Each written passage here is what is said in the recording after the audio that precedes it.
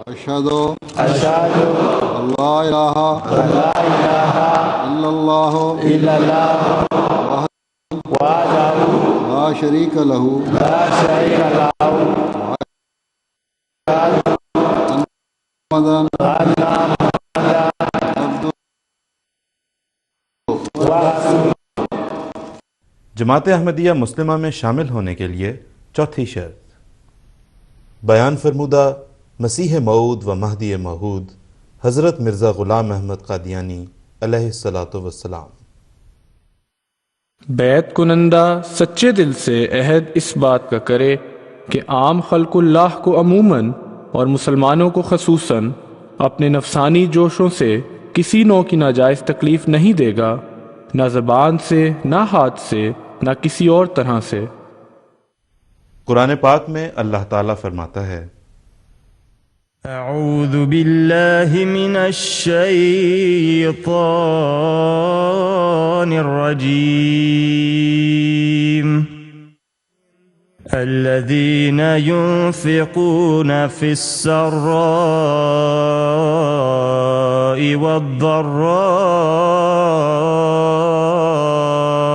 والكاظمين الغيظ والعافين عن الناس واللہ يحب المحسنین۔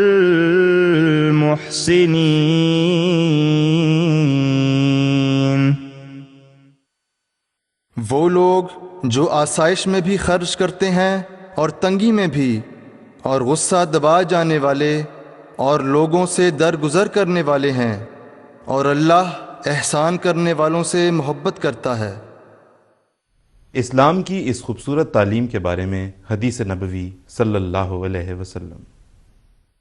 حضرت ابو ہریرہ رضی اللہ عنہ بیان کرتے ہیں کہ رسول اللہ صلی اللہ علیہ وسلم نے فرمایا: آپس میں حسد نہ کرو، آپس میں نہ جھگڑو، آپس میں بغض نہ رکھو، اور ایک دوسرے سے دشمنیاں مت رکھو، اور تم میں سے کوئی ایک دوسرے کے سودے پہ سودا نہ کرے۔ اے اللہ کے بندو، آپس میں بھائی بھائی بن جاؤ۔ مسلمان کا بھائی ہے، وہ اپنے بھائی پر ظلم نہیں کرتا، اسے ذلیل نہیں کرتا اور اسے حقیر نہیں جانتا۔ پھر حضور صلی اللہ علیہ وسلم نے اپنے سینے کی طرف اشارہ کرتے ہوئے 3 مرتبہ فرمایا: التقویٰ ہاہنا، یعنی تقویٰ یہاں ہے۔ کسی آدمی کے شر کے لیے اتنا کافی ہے کہ وہ اپنے مسلمان بھائی کو حقیر جانے۔ ہر مسلمان پر دوسرے مسلمان کا خون، مال اور عزت حرام ہے۔ مسیح موعود و مہدی آخر زمان حضرت مرزا غلام احمد صاحب قادیانی علیہ الصلاۃ والسلام فرماتے ہیں: پہلا خلق ان میں سے عفو ہے، یعنی کسی کے گناہ کو بخش دینا۔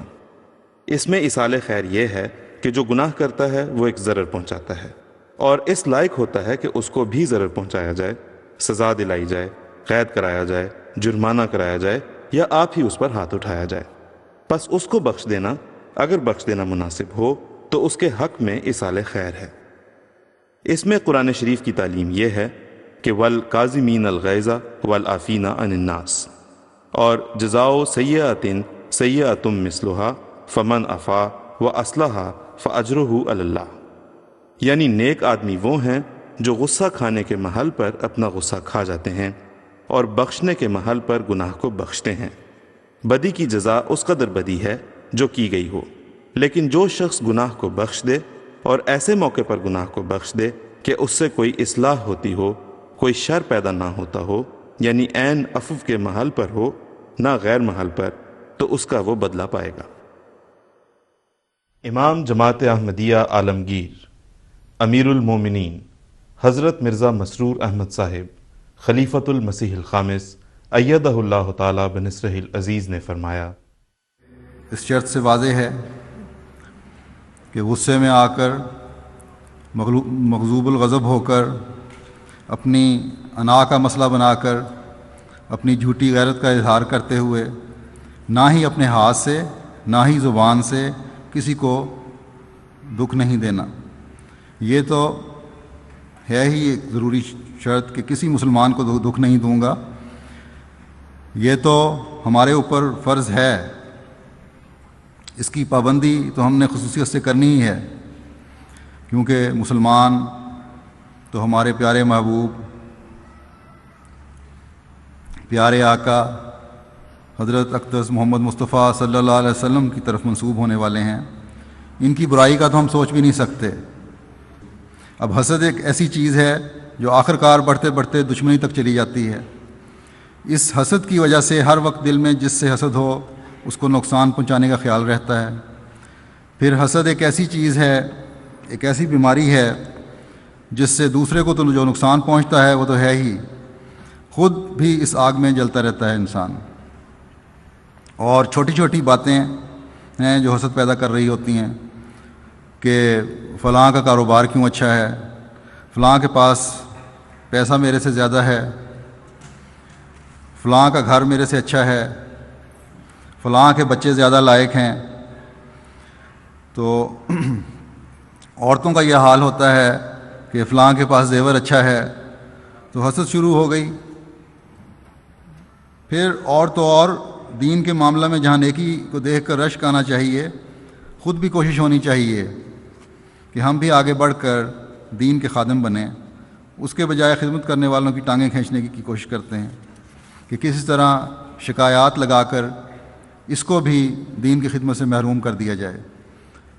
پھر اس حدیث میں آیا ہے کہ جھگڑنا نہیں، چھوٹی چھوٹی باتیں ہوتی ہیں اور لڑائی جھگڑے شروع ہو جاتے ہیں۔ مثلاً چھوٹی سی بات ہے، کسی ڈیوٹی والے نے کسی بچے کو جلسے کے دوران اس کی مسلسل شرارتوں کی وجہ سے ذرا سختی سے روک دیا، یا تنبیہ کی کہ اب اگر تم نے اس طرح کیا تو میں سختی کروں گا، سزا دوں گا، تو قریب بیٹھے ہوئے ماں یا باپ فوراً بازو چڑھا لیتے ہیں، اور یہ تجربے میں آئی ہیں باتیں، اور اس ڈیوٹی والے بیچارے کی پھر ایسی مٹی پلید کرتے ہیں کہ اللہ کی پناہ۔ اب تمہاری اس حرکت سے جہاں تم نے عہد بیت کو توڑا، اپنے اخلاق خراب کیے، وہاں اپنی نئی نسل کے دل سے بھی نظام کا احترام ختم کر دیا اور اس کے دماغ سے بھی صحیح اور غلط کی پہچان ختم کر دی۔ استغفر اللہ ربی من کل ذنب واتوب الیہ، استغفر اللہ ربی من کل ذنب واتوب الیہ۔